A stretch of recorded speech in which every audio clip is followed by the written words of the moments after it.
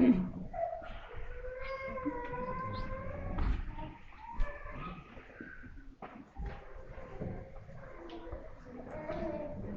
and Son, and Holy Spirit. Lord Jesus Christ. Glory forever. Today's a tough Sunday.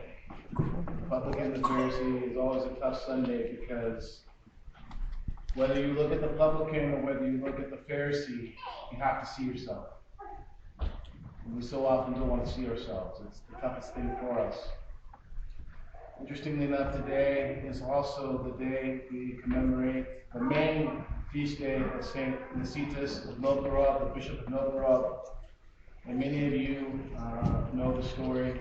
St. Nicetas have a deep devotion for him. But for those of you who are not familiar, I would very quickly tell you the story. St. Nicetas was a monk, and St. Nicetas had gotten this thought, this idea, that he was going to become a hermit. And to become a hermit as a monastic is a very extreme and exalted thing. And so St. Nicetas, his abbot, was like, "You're not ready for that." And St. Nicetas, still in his pride, decided that he was ready for it, and he, in disobedience, proceeds to go off on his own. And so St. Nicetas, he finds himself studying the Old Testament. He finds himself being told to study the Old Testament by this angel that appears to him. And this angel that appears to him says, if you study the Old Testament, you study scriptures, I'll pray for you, and you'll grow in your understanding, all this good stuff. So St. Nicetas, he does this. This angel appears in his cell. He appears where he's off doing his thing, and he prays in the corner, and St. Nicetas continues to study the Old Testament scriptures. And St. Nicetas does begin to excel. He begins to excel in his ability to teach the Old Testament and teach and do all these wonderful things. But the abbot begins to become aware that something is wrong, something's off. Because although St. Nicetas is excelling and being able to give words of knowledge and all this high exalted thing, he's not able to preach from the gospel. And the abbot discerns that he is falling into delusion. The angel that came to Nicetas was actually the demon. And St. Paul says even the devil can come as an angel of light. And so a demon came and played off of Nicetas' pride and his disobedience. It's important to understand here that the devil didn't necessarily tempt Nicetas. He was already working with something that Nicetas was playing with. Nicetas was already playing with his pride. So this is who we are commemorating today, and it's important because I think it perfectly ties with what happened to the Pharisee. Because if you pay attention in the gospel, you notice that it said the Pharisee prayed to himself. So it said the Pharisee prayed to himself. The Pharisee went to the temple not to pray to God, not to encounter God, but to exalt himself, to fulfill his religious obligation. And in reality, he was praying to himself. It's important to understand this because we oftentimes want to give the Pharisees as a group of people a bad rap. And they deserve it. Don't get me wrong, they deserve it. But there's these scriptures where the Lord, he says, if your righteousness doesn't exceed the righteousness of the Pharisees, you'll no wise enter the kingdom of heaven. And so, what are we to make of this? Well, the Pharisees, they had a lot of things right, but the problem was the one thing that they didn't get right was the one thing that they needed to get right, which was the awareness of God. The Pharisees fell into this habit of doing things. And make no mistake, the awareness of their fellow man, justice, love, mercy, all those things, those are all in the Old Testament.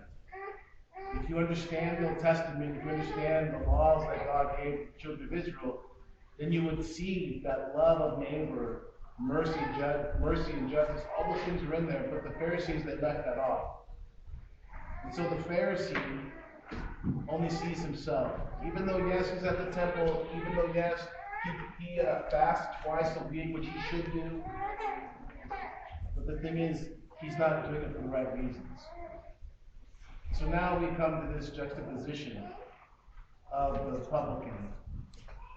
The thing that I always find very interesting about the publican is that he's in the temple.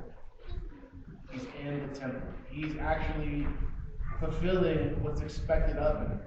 Because so oftentimes when we get into the publican and the Pharisee, we can lean too hard to the left side of things and just almost come out to this place where we think it doesn't matter.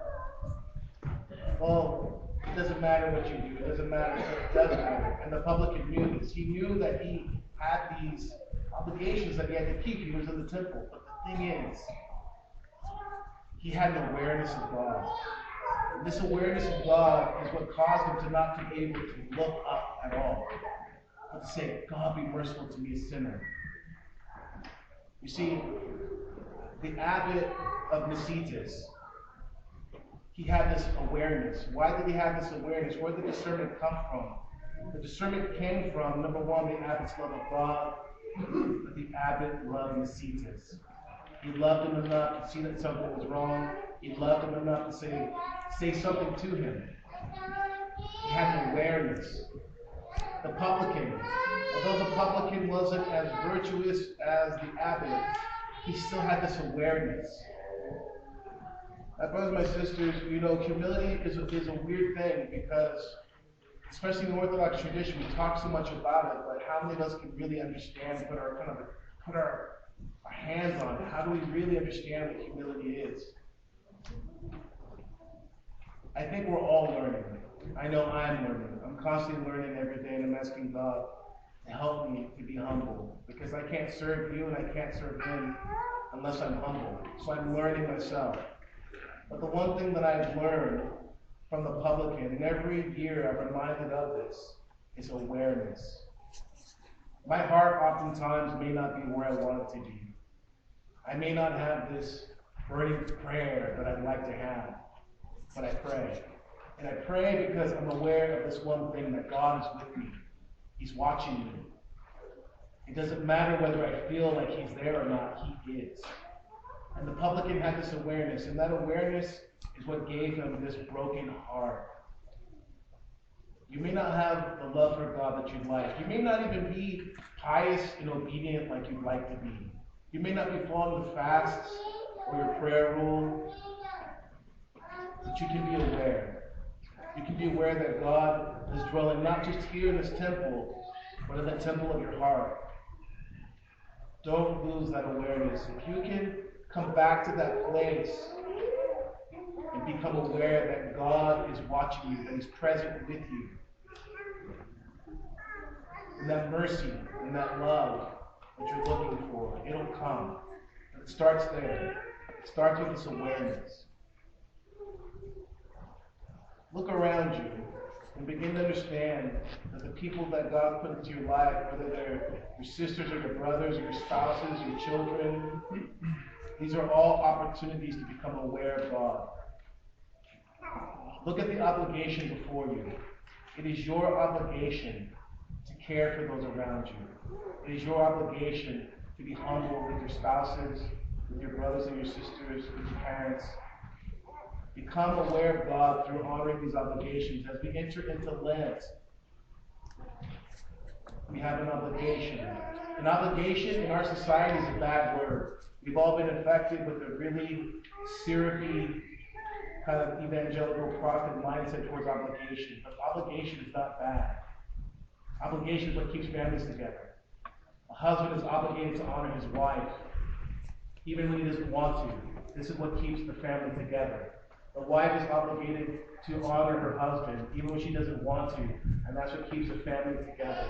The children are obligated to obey their parents, even though they don't want to, and that is what keeps the family together. And the parents are obligated to love and to care for the children, even when they don't want to, and that is what keeps the family together.